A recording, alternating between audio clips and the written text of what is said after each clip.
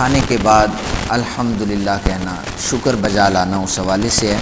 حضرت معاذ بن انس رضی اللہ تعالی عنہ سے روایت ہے کہ نبی اکرم صلی اللہ علیہ وسلم نے ارشاد فرمایا، جس شخص نے کھانا کھایا پھر یہ دعا پڑھی، الحمدللہ الذی اطعمنی وسقانی وجعلنی من المسلمین، اور اس کا ترجمہ یہ ہے کہ سب تعریفیں اللہ تعالیٰ کے لیے ہیں جس نے مجھے اور جس نے ہمیں کھلایا پلایا، اور جب اس کا شکر ادا کیا تو آقا کریم صلی اللہ علیہ وسلم نے فرمایا کہ اللہ تعالیٰ پھر اس کھانے میں برکت عطا فرما دیتا ہے۔ قرآن ویسے بھی قرآن پاک میں ارشاد فرمایا گیا ہے، لئن شکرتم لازیدنکم، جب تم شکر کرتے ہو تو اللہ تعالیٰ نعمتوں میں اضافہ فرما دیتا ہے۔ اسی طرح ایک حدیث پاک حضرت ابن عباس کہتے ہیں کہ ایک دن ظہر کے وقت حضرت ابو بکر صدیق رضی اللہ تعالیٰ عنہ مسجد میں تشریف لائے۔ حضرت فاروق اعظم ان سے پہلے مسجد میں بیٹھے ہوئے تھے۔ آپ نے حضرت ابو بکر صدیق رضی اللہ تعالیٰ عنہ کی آواز سنی قدموں کی، تو حضرت عمر بن خطاب رضی اللہ تعالیٰ عنہ نے پوچھا کہ ابو بکر صدیق رضی اللہ تعالیٰ عنہ سے کہ آپ اس وقت کیسے مسجد میں آ گئے؟ آپ کہنے لگے کہ بھوک کی شدت مجھے گھر سے نکال لائی ہے۔ حضرت فاروق اعظم کہنے لگے، قسم ہے رب ذوالجلال کی، مجھے بھی بھوک کی شدت تڑپا رہی تھی، میں بھی گھر سے نکل کر مسجد نبوی میں آ گیا ہوں۔ دونوں جید صحابہ کرام کو بھوک لگی تو مسجد میں آ کر تشریف فرما ہو گئے۔ دونوں حضرات اسی گفتگو میں محو تھے کہ اچانک سرکار دو عالم صلی اللہ علیہ وسلم بھی تشریف لے آئے۔ ارشاد فرمایا کہ اس وقت تم دونوں گھروں سے کیوں نکلے ہو؟ کس چیز نے مجبور کیا ہے؟ دونوں عرض گزار ہوئے، کملی والے آقا کوئی مجبوری نہیں تھی، صرف بھوک لگی ہوئی تھی اسی لیے باہر آ گئے، مسجد میں تشریف لے آئے۔ آقا کریم صلی اللہ علیہ وسلم نے فرمایا، اس ذات کی قسم جس کے قبضہ قدرت میں مجھ محمد عربی کی جان ہے، میں بھی اسی وجہ سے مسجد میں تشریف لایا ہوں۔ اب یہ اندازہ تو کریں کہ صحابہ کو جب بھوک لگتی تھی تو وہ اللہ تعالیٰ کی بارگاہ میں حاضر ہو جایا کرتے تھے، اور نبی رحمت صلی اللہ علیہ وسلم جن کے ایک اشارے پر کائنات چلتی تھی، انہیں بھی بھوک لگتی تھی، وہ مسجد میں تشریف لے آیا کرتے تھے۔ آقا کریم صلی اللہ علیہ وسلم نے فرمایا، چلو تینوں اٹھتے ہیں، ابو ایوب انصاری کے گھر چلتے ہیں۔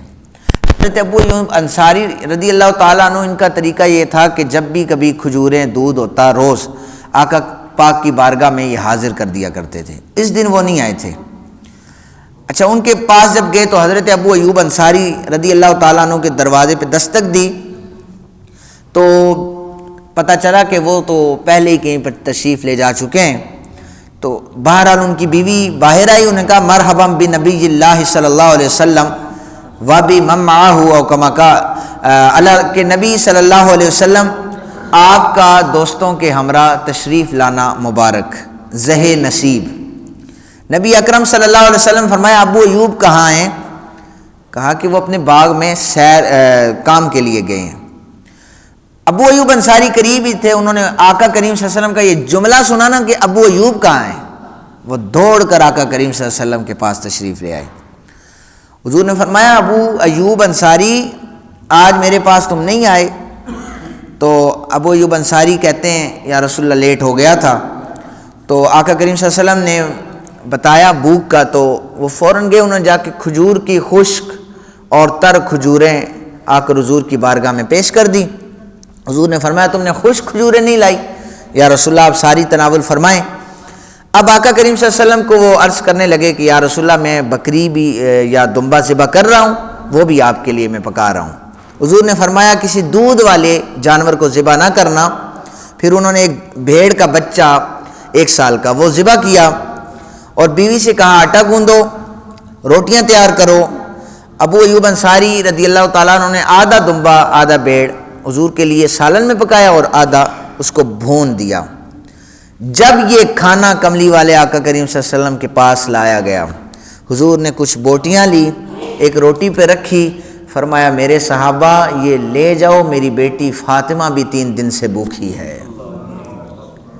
آقا کریم صلی اللہ علیہ وسلم کا یہ گھرانہ کئی دن فائقے گزارتا تھا، حضور نے فرمایا میری بیٹی فاطمہ بھی بھوکی ہے۔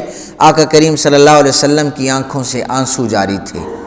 ابو ایوب وہ کھانا لے کر سیدات النساء کے گھر چلے گئے، اور یہ اسی سے ملتی جلتی ایک حدیث پاک کہ ایک دن آقا کریم صلی اللہ علیہ وسلم سیدہ پاک کے گھر تشریف لے گئے تو سیدہ پاک مصلی پہ تھی اور ٹانگیں لڑکھڑا رہی تھی۔ حضور نے نماز کی فراغت کے بعد پوچھا بیٹی فاطمہ آج تیری ٹانگیں لڑکھڑا رہی تھی، وجہ کیا ہے؟ تو عرض کرنے لگی ابا جان 3 دن ہو گئے ہیں، صبح میں کھجور پانی کے ساتھ روزہ رکھتی ہوں، شام کو جب روزہ افطار کرنے لگتی ہوں تو دروازے پہ دستک ہوتی ہے کہ بھوکھا ہوں کھانا کھلا دو۔ حسنین کو میں وہ روٹی دیتی ہوں کہ جاؤ اس بھوکھے کی حاجت کو پورا کرو۔ اب دوسرے دن بھی اسی طرح ہوا، تیسرے دن بھی یہی عمل ہوا، تو یار ابا جان 3 دن سے میں آج بھوکھی ہوں۔